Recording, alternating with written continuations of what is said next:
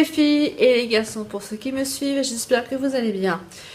Aujourd'hui, nous allons voir ensemble faire le crash test que je vous avais promis lors de ma vidéo Haul AliExpress d'un petit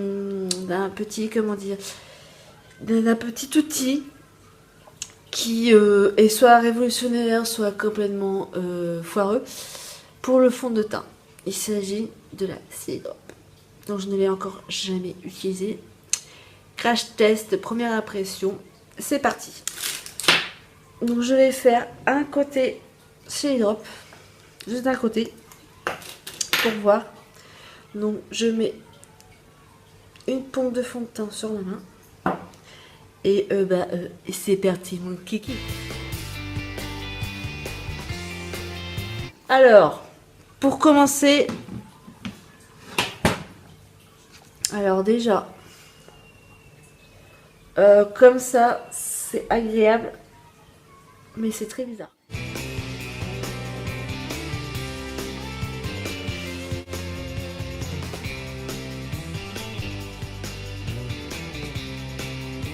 Je ne sais pas s'il faut étirer ou s'il faut tapoter, donc j'ai fait les deux. Et on verra bien. Après, j'ai pris le côté bombé, j'ai envie de dire.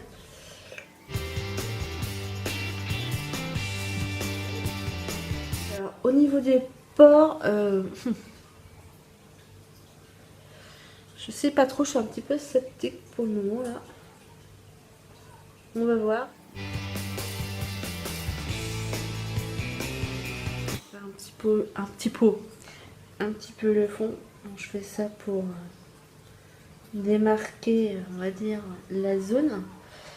Alors l'avantage par rapport au Body Blender, c'est que effectivement ça ne boit pas le produit, donc tu fais une économie de produit. Ça c'est clair et net. Après ouais, au niveau de l'application, je sais pas trop s'il faut étirer ou tapoter. Du coup je fais les deux. Et c'est vrai que là comme ça, je suis mitigée.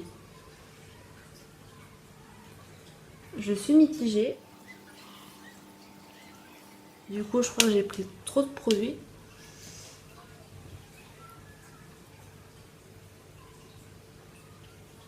Quand tu es habitué avec ton éponge à mettre pas mal de fond de teint, forcément, t'as pas le réflexe tout de suite d'en mettre moins. Après, j'en mets forcément dans le cou, sur les oreilles pour éviter tout ce qui est démarcation. Mais moi, au niveau du toucher, c'est agréable. Voilà, c'est doux, c'est pas... Mais au niveau du résultat, au final, j'en suis assez contente. Le fait d'étirer et de tapoter, ça fait un aspect que finalement j'aime bien. Je vais déplacer la caméra. Ça fait un aspect que moi j'aime bien. En plus c'est le fond de teint, je vous ai même pas montré le fond de teint, mais c'est le fond de teint Matte Foundation de la marque Bis que j'utilise en ce moment. Qui a une couvrance à la base légère à moyenne. Et là je me rends compte, avec cette petite chose là, le rendu est ça couvre un peu plus. Après, au niveau de dessous de l'œil, c'est pas ce qui est le plus pratique. Bon, après, je vais pas mettre d'anti-cerne ni rien. Hein. Je vais juste... je vais quand même essayer avec de l'autre côté. Voir ce que ça fait. Et deuxième avantage, c'est que ça se nettoie à l'eau, tout simplement. Et honnêtement, ça va plus vite, quoi. Donc je vais essayer avec le reste du produit que j'ai. Je sais pas où je vais en mettre, mais... mettre là sur le menton, peut-être. Ouais, c'est le même système que la Beauty Blender, mais en plus hygiénique et en beaucoup plus économique. Après faire C'est bien quand t'as un cheveu dessus qui te... Ouais, non, finalement, je suis contente. Je m'attendais à pire, en fait. Je me disais, ça va être nul, ça va pas être terrible et tout, machin. Mais finalement, le rendu, je le trouve pas mal. Le fait d'étirer et de tapoter en même temps, c'est pas mal du tout. Donc voilà, pour la Silk Drop, moi je mets un pouce vert, j'aime bien. Voilà. Après, quand tu mets 30 minutes à te maquiller le matin pour aller au travail, c'est pas forcément la meilleure solution, mais voilà, en prenant le pli, en prenant le rythme, ça devrait le faire. Donc cette partie-là, c'est fait. Donc maintenant, je vais voir avec vous cette petite chose. Donc je pense que pour faire le visage, ça va être trop petit, mais bon, on va quand même le faire. Donc je sais pas si j'en mets directement dessus ou pas. Je vais essayer. On va voir. Hein. Je l'avais déjà utilisé chez mes parents. Alors au niveau du contact, c'est super agréable. C'est tout doux. Mais là, ouais, je me rends compte que la taille, elle est trop petite. Donc pour l'anti-cerne, il est juste très bien. Pour aller sous l'œil, mais c'est vrai que pour le visage, il est un petit peu juste.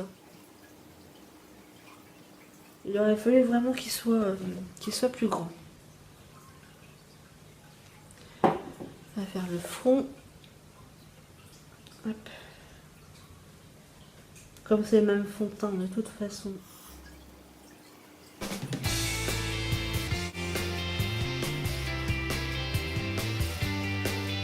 Un peu plus grand, ça aurait été mieux, quoi.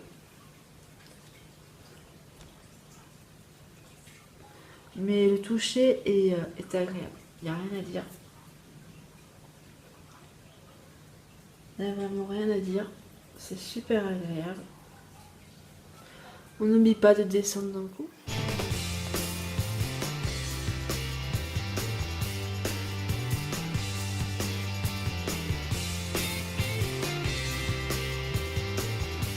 Voilà. Donc, le rendu à la lumière, c'est un peu mieux.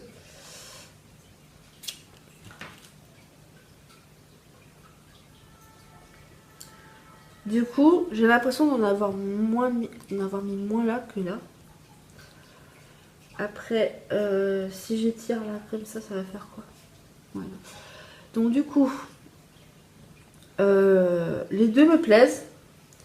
Après celui-là, pour le visage, pour faire tout le visage, c'est limite au niveau de la taille. Il aurait fallu qu'il soit vraiment un peu plus grand.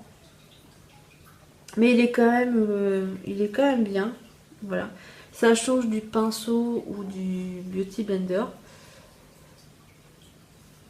Au niveau pareil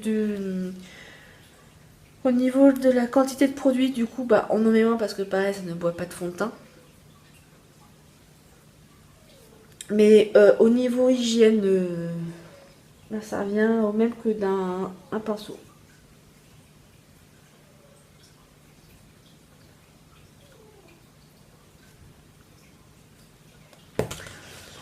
Voilà. Donc petit bilan. Les avantages et les inconvénients. Alors, les avantages des deux côtés, déjà.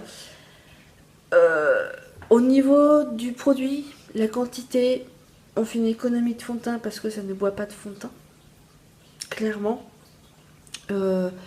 Petit plus pour celui-là, au niveau de l'hygiène, tu l'utilises, tu le pinces à l'eau, c'est réglé. Là, il faut quand même le laver avec du savon. Voilà. Sinon, au niveau du rendu, les deux me conviennent. Est-ce que j'ai une préférence entre les deux? Pour l'instant, je penserais plus pour celle-là, parce que j'ai plus l'habitude des pinceaux. Celle-là, avec le temps, peut-être, à force d'utiliser. Voilà. Mais sinon, ouais, j'aime bien les deux. Donc, un jour sur deux, peut-être, j'en sais rien, mais j'utiliserai quand même les deux. Et malgré tout, la Silk Drop, j'en suis contente. Je ne regrette pas de l'avoir acheté. Voilà, donc sur ce, j'espère que la vidéo vous aura plu. N'hésitez pas à me laisser des commentaires, n'hésitez pas à mettre des petits pouces bleus, n'hésitez pas à vous abonner, n'oubliez pas non plus d'activer la petite cloche. N'hésitez pas de regarder mes autres vidéos. Et sur ce, je vous fais plein de gros bisous. Je vous dis à la prochaine vidéo. Prenez soin de vous. Gros bisous, bye bye.